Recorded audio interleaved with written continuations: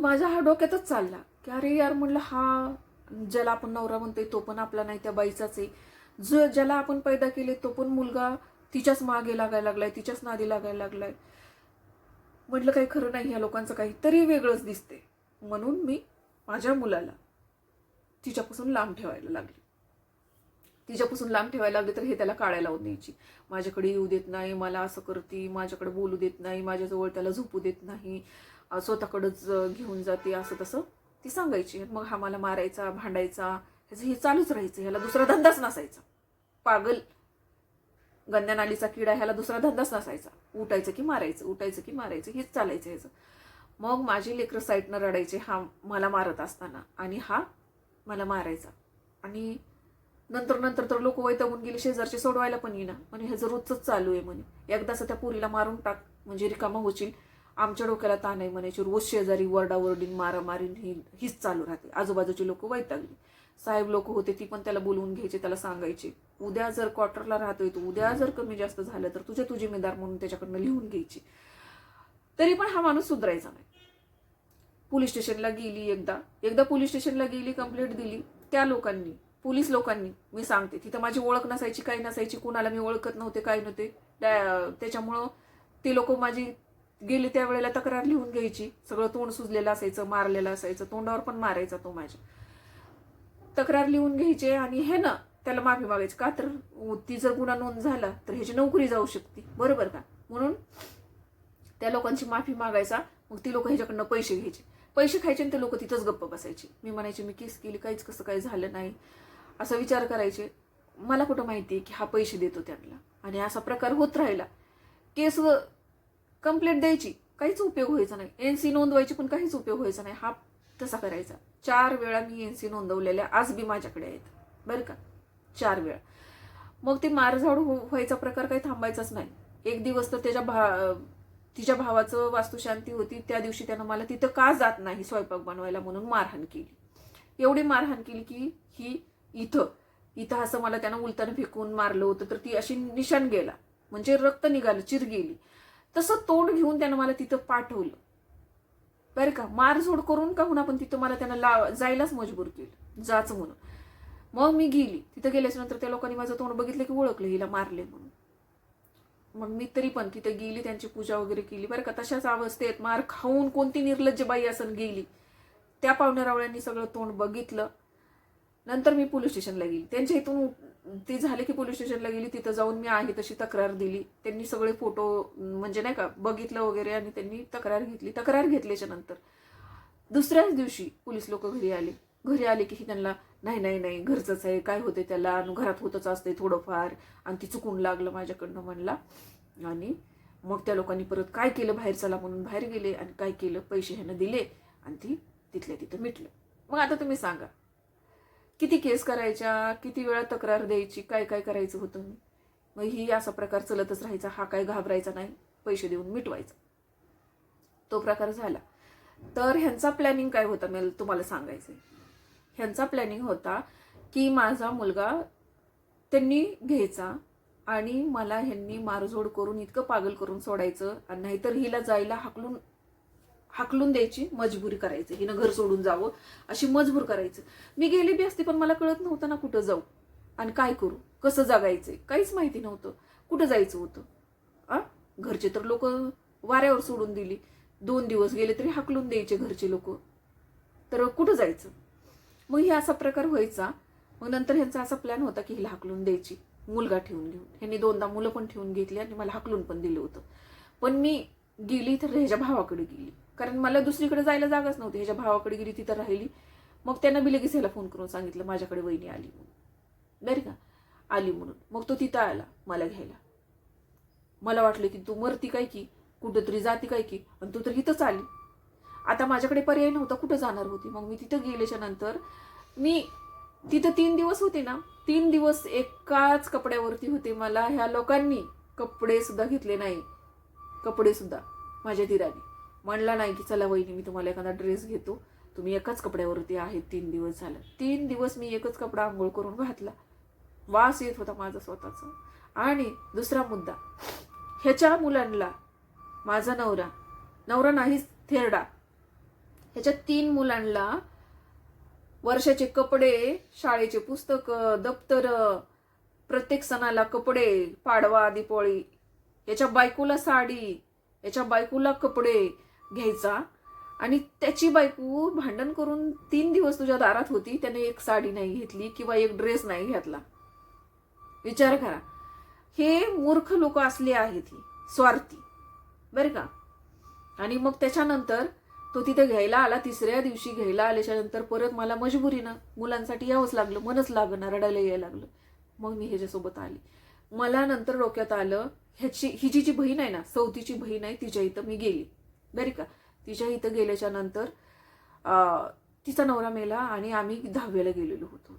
आणि तिथं ना एक दुसरी पण बाई होती आणि ती पण रडायची आणि मारू मारू घ्यायची. मला कळतच नव्हतं की ही कोण आहे. मग मला असं वाटलं ती त्यांची बहीण आहे, म्हणून मी विचारलं की कोण आहे, तर ही म्हणे तिची सवत आहे. म्हणजेच माझ्या सौतीची बहिणीला पण सवत आहे, ती पण वांजुटी आहे, तिला पण मुलं बाळ नव्हते, तिनं त्या सवतीचा मुलगा ठेवून घेतला आणि त्या सवतीला हाकलून दिलं होतं. तसाच प्रकार ह्यांना माझ्यासोबत करायचा होता, बरं का. तसाच प्रकार ह्यांना माझ्यासोबत करायचा होता. माझी मुलं ठेवून घेऊन ह्यांना मला हाकलून द्यायचं होतं. आणि नवरा मेल्याच्या नंतर ती बाई तिथं आलेली होती, ती बाई रडत होती, तिची पण ती कुंकू पुसलं, बांगड्या फोडल्या, सगळं तो प्रकार केला. आणि मला तर माहितीच नव्हतं की त्याला पहिली बायको आहे आणि हा जो मुलगा आहे इथं राहतोय लग्न झालेला, हा हिजा नाही, हिच्या सौतीचा मुलगा आहे. विचार करा. जेव्हा मला माहिती झालं तेव्हा माझे डोळे इतके खटकन उघडले. अरे यार, म्हणलं ह्यांचा प्लॅन सेम आहे. हिच्या जी बहिणीनं केलंय तीच हिला करायचंय माझ्यासोबत. माझे मुलं ठेवून घेऊन ह्यांना मला हाकलून द्यायचे. पण मग मी पण तिथून नंतर शहाणी झाली. माझ्या मुलाला तिच्यापासून मी लांब केलं. मी नाही म्हणणार नाही, केलं लांब. कारण ना, हे एवढे हलकटणी टाकून दिलेले लोक होते. यांनी फक्त मला मुलं पैदा करण्यासाठी आणलेलं होतं यांच्या घरात, एक वस्तू म्हणून, आणि फक्त 4 लोकात मिरवण्यासाठी सगळ्यांना, की बघ मी कसली भारी करून आणली, दाखवायचा तो, हाय का नाही, कशी भारी आहे, आणली ना 1 नंबर करून म्हणायचा. ही लोकांना बोलायचा. आणि जेव्हा यांच्यासोबत जायची ना मी, सून आहे का मुलगी आहे म्हणून विचारायची. निर्लज्ज स्वतः तोंड घेऊन सांगायचा माझी बारकी बायको आहे. बेशरम, हलकट, किड्या आळ्या पडतील तुला. तर हा प्रकार ही लोक करायचे माझ्यासोबत. आणि ह्यांचा असा प्लॅन होता. म्हणून तुम्हाला सांगते, मी रेशन कार्ड, माझं मतदान कार्ड काढायचं म्हणलं तरी पण नाही निघत तुझं. मी रेशन कार्डमध्ये नाव ऍड करा म्हणलं तर नाही जमणार म्हणायचे. माझे मुलं झाल्याच्या नंतर सुद्धा ह्यांनी माझं रेशन कार्ड मध्ये ऍड नावं केले नाहीत, माझ्या मुलांचे पण आणि माझे पण.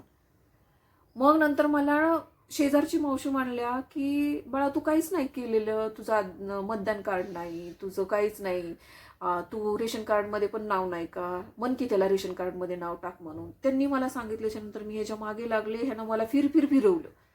करताच येत नाही, होतच नाही. शेवट मी वैतागून काय केलं माहितीये का, स्वतः पर्सनली जाऊन आधार कार्ड काढलं, वोटिंग कार्ड काढलं, आणि त्याच्यानंतर मी स्वतः सेपरेट माझ्या मुलांचं आणि माझं रेशन कार्ड काढलं. मी पैसे देऊन परत ती सगळे कामं करून घेतले. तुम्हाला सांगते, जास्तीचे पैसे देऊन. आणि माझे ते 3 प्रूफ आल्याच्या नंतर हा म्हातारा मला म्हणे की तू कसे काढले, का काढले, आणि तुला सांगितलं होतं ना आताच नाही काढायचे, थांबायचे. किती थांबायचं होतं मी? लग्न होऊन किती वर्ष झालं, मला मुलं झाले तरी माझं आधार कार्ड नव्हतं का, माझं रेशन कार्ड नव्हतं का, माझं मतदान कार्ड नव्हतं. रेशन कार्डमध्ये माझं ऍड पण करत नव्हता नाव, आणि हे शेवट आतापर्यंत ऍडच नव्हते की. मग तुम्हाला सांगते, ज्या वेळेला त्याला माहिती झालं त्यावेळेला हा बिचळला. माझं बँकेत अकाउंट पण नव्हतं कित्येक वर्ष. बँकेत अकाउंटचा फॉर्म भरायला गेल्यानंतर हात माझा लटलट कापत होता की आता इथं काय भरायचंय. काहीच माहिती नव्हतं मला, की मी कधी बँकेची पायरी पण चढली नव्हती. आणि हे सगळं मला ना त्या मावशीमुळं झालं. त्यांनी मला, भलेही त्यांच्यामुळं काही गोष्टीमुळं, त्यांच्यात लावालावी करण्यामुळं मला अजून जास्ती त्रास झाला, मारझोड व्हायची. कसं बाई म्हणलं की आलंच ना वचवच करायची सवयी असते. मी आता त्यांच्याकडे काही मावशी, ती मला बेटा म्हणून बोलायचा, मी त्यांना मावशी म्हणून बोलायचे, आणि मी काही गोष्टी घरातल्या सांगायचे, मग ती लावून चढवून त्या सौतीला सांगायची, आणि ती त्या नवऱ्याला सांगायची, आणि त्याच्याकडनं मला मार बसवायची. मग मला माहिती राहायचं मी कुठेच जात नाही, कुणाकडेच बोलत नाही, मी बोलते फक्त त्यांच्याकडे, की त्यांच्याकडूनच हे इकडं आलंय.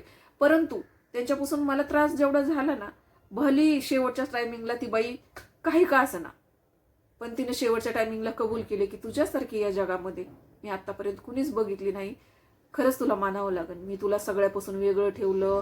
सगळ्या लोकांना मी सांगायचे की ही काय हूड आहे, हिला काय बोलून उपयोग आहे, हिला काय एवढी अक्कल आहे, तिच्यापासून काय शिकण्यासारखं आहे, ती एवढी तर बारकी आहे, आपण सगळे मोठे आहेत. हा, आणि क्वार्टरला सगळे मोठे होते आणि मी सगळ्यात लहान होते, म्हणजे त्यांचे मुलं माझे एवढे होते.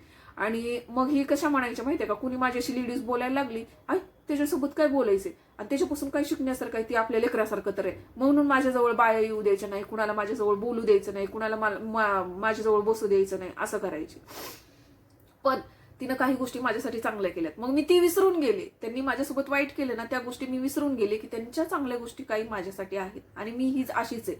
मी जेवढं वाईट केले त्याच्यात एक जर चांगली गोष्ट माझ्यासोबत कुणी केलेली असेल ना, तर मी वाईट विसरून जाते आणि चांगलं लक्षात ठेवते. हा माझा स्वभाव आहे. म्हणून मी त्यांच्या त्या गोष्टी विसरून गेले आणि त्यांनी माझ्यासाठी चांगलं केलेलं. मारायला लागल्यानंतर सोडवायला यायच्या, ते माझ्यासाठी त्यांनी चांगलंच केलं. काही कमी वेदना करत होत्या त्या माझ्या. परत मला काही गोष्टी समजून सांगायच्या. त्यांनी कागदपत्र करण्यासाठी त्यांनीच मला सजेस्ट केलं होतं, त्याच्यामुळे मी त्यांचे आभारच मानेल, बरोबर की नाही. म्हणून मी त्यांनी किती मला त्रास देण्याचा प्रयत्न केला, नंतर लोकांना माझ्यापासून लांब ठेवण्याचा प्रयत्न केला, लोकांना माझ्या जवळ येऊ दिले नाही. तीच लोक शेवट त्यांच्या जवळ नव्हते. लक्षात घ्या, ज्या वेळेला त्यांना कॅन्सल झाला त्यावेळेला त्याच बाया ज्या 24 घंटे त्यांच्या जवळ बसायच्या, त्या बाया त्यांच्या जवळ जात नव्हत्या. आणि ही राणी होती जी 3 दिवस त्यांचा आवाज आला नाही मला, म्हणून मी त्यांचा दरवाजा ठोकली आणि त्यांना जाऊन विचारली, बोलली. त्यावेळेला त्या लेडीजचं वाक्य होतं, बाळा तुझ्यासारखं कुणी नाही. एवढं सगळ्या लोकांना मी इतके वर्ष जपलं, इतके वर्ष आपलं मांडलं, ती लोक आज माझ्याकडे डोंकवून बघत नाहीत का, तर मी कॅन्सलनी पीडित आहे. आणि तू एक आहे की तुला फक्त 2 दिवस झाला आवाज आला नाही, तर तू तिसऱ्या दिवशी दरवाजा वाजवून मला विचारायला आली, अजूनपर्यंत कुणी आलं नाही. हे वाक्य होतं त्यांचं. मी खोटं बोलत नाहीये. आणि त्या माझ्यासोबत बोलत बसल्या आणि ते शेवटचं त्यांचं बोलणं. त्यानंतर ह्या जगातून त्या गेल्या, कॅन्सलनीच गेल्या. तर तुम्हाला सांगते, त्या मावशीचं शेवटचं वाक्य आज बी माझ्या मनात आहे. आणि मी आज बी त्यांच्या चांगल्यासाठी पण नाव घेते आणि वाईटासाठी पण नाव घेते. तर असे काही लोक होते मला त्यावेळेला, फक्त 2 लोक होते, ज्या त्या काकू होत्या, ज्यांनी मला म्हणजे मरू नये, मी नंतर मरण्याचा विचार मनात येऊ नये, स्वतःचा जीव संपवण्याचा, त्या गोष्टीपासून लांब ठेवण्यासाठी एक काकू होत्या, त्यांनी मला त्याच्यातून बाहेर काढलं. त्यांचं ते वाक्य आणि दुसरं यांनी मला साथ दिलेली. त्या गोष्टी मी कधीही विसरले. आता किती वर्ष झालं अजून बी विसरले नाही आणि मरेपर्यंत विसरणार नाही. चांगल्या लोकांच्या मी कुठल्याही गोष्टी विसरत नाही. तर लक्षात ठेवा की असे आपल्या काही आजूबाजूला चांगले लोक पण असतात, वाईट लोक पण असतात, पण आपण चांगल्या गोष्टी लक्षात ठेवा. वाईट गोष्टी विसरून जायच्या आणि चांगल्या गोष्टी लक्षात ठेवायच्या. आणि ज्यांनी फक्त आपल्याला वाईट केलंय, ज्यांनी आपल्याला फक्त त्रास दिलाय, त्यांच्या गोष्टी मात्र विसरायच्या नाहीये. जसं की मी ह्या थेरड्याची आणि माझ्या आईवडिलाला त्रास देणाऱ्या एका कुत्र्याची विसरत नाहीये आणि विसरणार पण नाहीये. तर हा प्रकार ही माझ्यासोबत करायची, बरे का. आणि मग मी ती केल्याच्या नंतर हा माझ्यावर भडकला आणि ह्याला आता वाटायला लागले की हिनं तर पुरावे पण गोळा करायला लागली की ही आपली बायको आहे म्हणून. कारण ह्याची नावं लागायला लागली मागे, बरोबर का. मुलांच्या मागे पण नावं लागले आणि माझ्या मागे पण नावं लागले. त्याच्यामुळं त्याला आता फसला तो की आता काय होतंय म्हणून, बरे का. मग नंतर मी झालं ते प्रकार झाला. मग नंतर काय झालं, बरंच आता टायमिंग झाला. मग हे काही थांबत नव्हतं. माझ्या मागचं हे वादळ काय कधीच थांबलंच नाही, बरं का. मग नंतर आता मी इतकी डिप्रेशनमध्ये गेली, तुम्हाला खरं खोटं बोलत नाही, मी इतकी डिप्रेशनमध्ये गेली ना, मी 4 दिवस स्वतःला बघायची नाही आरशामध्ये. आंघोळ करायची, स्वयंपाक करायचा, मुलांचे डब्बे करायचं आणि घरातलं सगळं करायचं, माझं एवढ्यातच असायचं.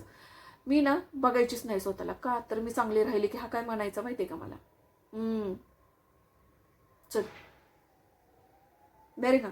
चांगलं राहिलं ना की लगेच चल म्हणायचं. इतकं मला परेशान करायचा. खोटं बोलत नाही मी तुम्हाला.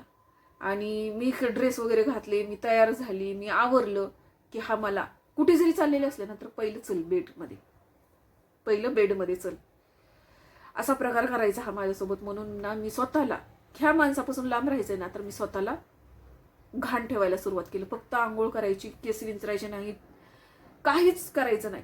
मी इतकी डिप्रेशनमध्ये चालली होती ह्या सगळ्या गोष्टींमुळे. एकतर दिवसभर टॉर्चर असायचं आणि संध्याकाळी हा म्हणायचा काही जरी झालं तर रात्री बायकोनं नवऱ्याच्या जवळ यायचं. माझं मत आहे, दिवसभर तुम्ही कसं वातावरण तयार ठेवतात त्याच्यावरती बायको तुमच्याशी रात्री कशी वागते हे अवलंबून असतं, बरोबर का. हा म्हणायचा मी आत्ता जरी मारलं तरी तू 1 तासाने माझ्या जवळ आली पाहिजे. तू आहे तुझ्यासारख्या जिंदगीवर, तुझ्यासारख्या विचारांच्या लोकांवरती. मी तशी नव्हती. माझं अवलंबून राहायचं की दिवसभर कसं माणूस वागतं याच्यावरती अवलंबून राहायचं. म्हणून मी स्वतःला बदललं. काय बदललं? की चांगलंच नाही राहायचं, म्हणजे हा आपल्याकडे बघणार नाहीये. कारण हा माणूस मला पसंतच नव्हता. आणि एका म्हाताऱ्यासोबत आयुष्य काढणं एखाद्या मरणा इतकं कमी नाही बरे का. रोजचं मरण मरत होते मी त्याचा चेहरा बघून. आणि एखाद्या न आवडत्या व्यक्तीसोबत राहणं किती मुश्किल असतं ना, ही फक्त तीच व्यक्ती समजू शकते जी माझ्यासारखी कंडिशनमधून जात असेल. बरोबर.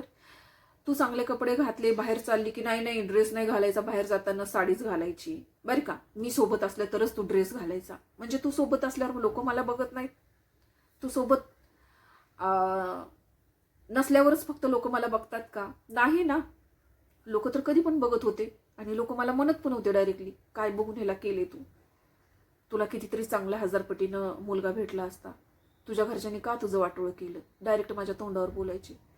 आणि ना ह्या म्हाताऱ्याला बघून काही लोकांच्या नजरा माझ्यावरच्या फिरायच्या. काय की ही चुकीची आहे का? ह्या म्हाताऱ्यासोबत राहते, मग आपण पण ट्राय करून बघू. जर म्हाताऱ्यासोबत राहते लग्न करून तर मग आपल्याला का नाही हात लावू द्यायची. म्हणून असं बरेचदा माझ्यासोबत झाले. बरेचदा असा प्रकारातून मी गेलेली आहे. तर हे आहे ह्या म्हाताऱ्याचं खरं कारस्थान. हा म्हणायचा मी सोबत असल्यावर ड्रेस घालायचे आणि मी नसलं की साडी घालायची. चांगलं राहिलं की हा मला त्रास द्यायचा. म्हणून मी इतकी डिप्रेशनमध्ये गेली होती. मी 4-4 दिवस स्वतःला बघायची नाही. म्हणायचे नकोच हे मला.